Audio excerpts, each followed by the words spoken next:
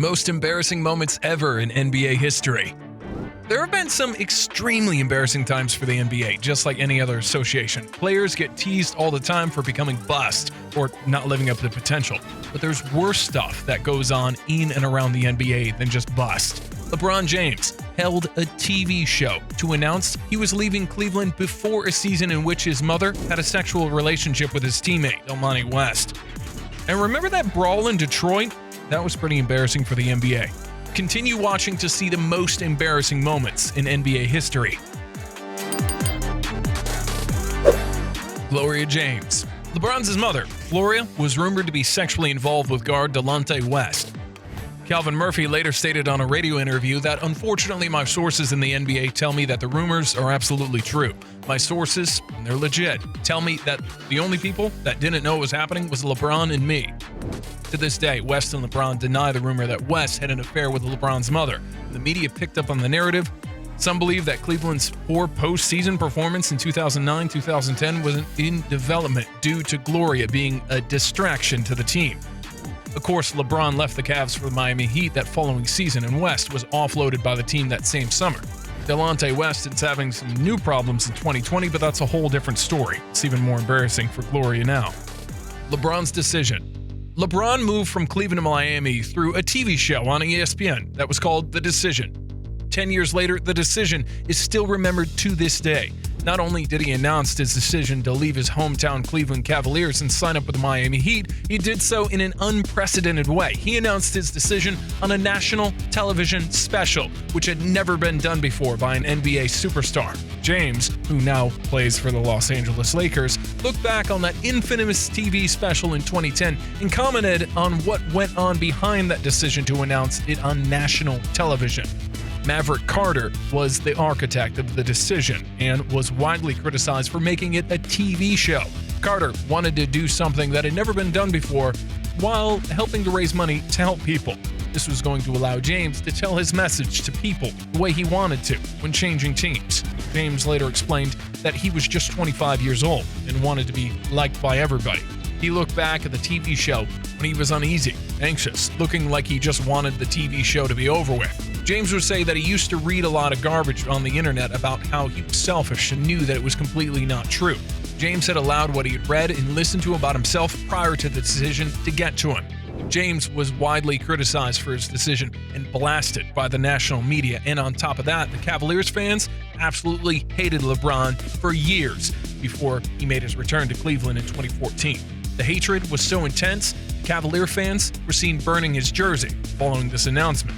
While everything would work out well in the end, there's clearly some regret from LeBron for handling the decision in the way that he did. But Maverick Carter, the brains behind this TV show, said he would do it again if asked. James wound up winning 2 titles with the Heat before coming back to Cleveland to deliver their lone NBA title in 2016. Although he can't go back in time and change things, James learned his lesson after the first and the only Decision special. Greg Oden.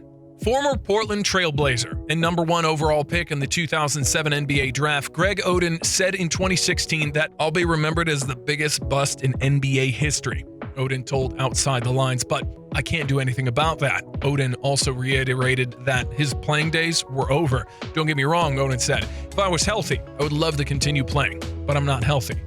Oden previously had told Sports Illustrated that he was one of the biggest busts in NBA history, and that, quote, "it would only get worse as Kevin Durant continues doing big things." Durant, drafted 1 spot after Oden, is a 4-time NBA scoring champion.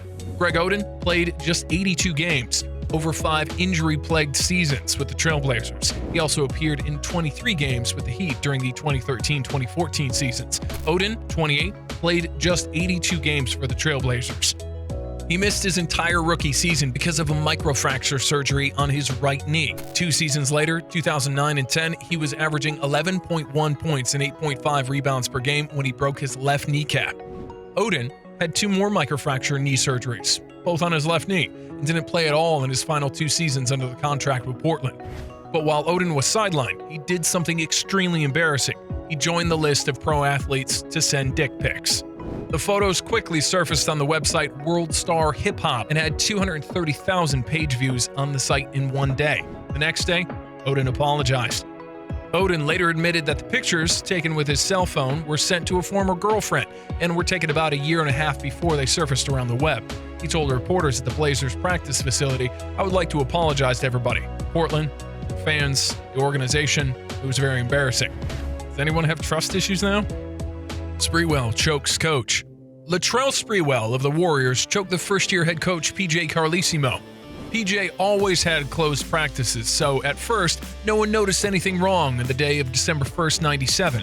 But while beat writers chatted with the first-year Warriors coach, one reporter noticed long scratches across Carlesimo's neck.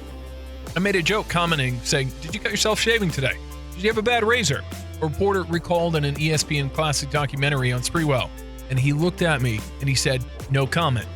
By the end of the day, the sports world was stunned to learn Carlesimo had been choked by the Warriors star Latrell Sprewell. The exact incident is still a mystery. 20 years ago, there was no cameras, just eyewitnesses from coaches and players. The SF Gate investigated into what happened. Carlesimo had been riding Sprewell hard since arriving at Golden State that season. That day in December, he allegedly told Sprewell he wasn't passing sharply. Sprewell didn't like that. He was telling him he wasn't throwing passes hard enough. Then Warriors teammate Bimbo Coles told ESPN in a documentary, "It was embarrassing when a coach does that to you." Carlesimo and Sprewell started jawing at each other, crossing the court until they were close enough to touch. Then Sprewell reached out, choked Carlesimo with his bare hands, and according to some reports, threatened to kill him. "I wasn't choking PJ that hard," Sprewell famously said in 60 Minutes. "I mean, he could breathe." After the encounter, players pulled Sprewell away from Carlesimo, and Sprewell was ejected from practice. He took a shower, changed into street clothes, and then, according to the Warriors organization, returned to commit a second assault on the coach, punching Carlesimo before being escorted out. If it had been a boxing match, his blows would have scored points, a source told the Examiner at the time. The next day, Sprewell was handed a 10-day suspension, but as the story and the outrage grew, the punishments ballooned. 2 days after the incident, the Warriors voided his 3-year, $23.7 million contract, and the NBA announced that they were suspending him for 1 year. Sprewell was able to have his contract reinstated, however. Malice at the Palace Brawl. It's been over 15 years since one of the most chaotic scenes in NBA history. The Malice at the Palace took place on November 19, 2004 during a game between the Indiana Pacers and the Detroit Pistons.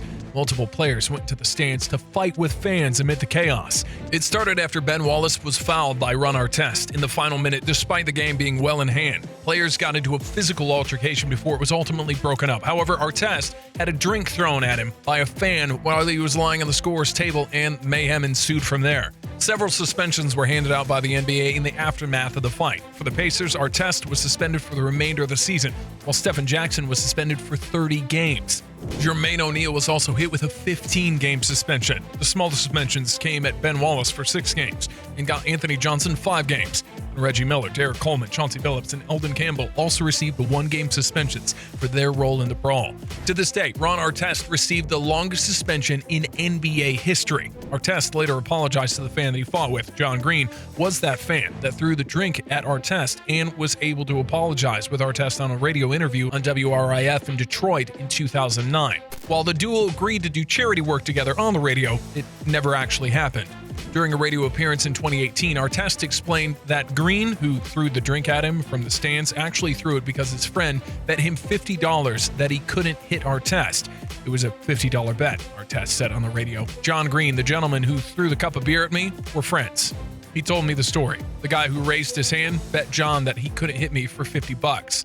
When I saw him raise his hand, I said, "I owe you 50." Some could only imagine how Twitter would have reacted to this brawl today. We just saw the Kansas versus Kansas State brawl, but even that brawl wasn't like this one. Steven Jackson spoke about the brawl on The Rich Eisen Show back in 2017 and revealed what's probably the funniest part of the entire brawl. Funniest part of the brawl? It's when we get in the locker room, Jackson said. We're sitting there. My legs are scratched from jumping over the bleachers, and Ron is sitting there calming down. His first question to me, "You think we're going to get in trouble?" My reply, "You're lucky we have a job." The brawl was extreme, but did you know that Ben Wallace's brother was involved?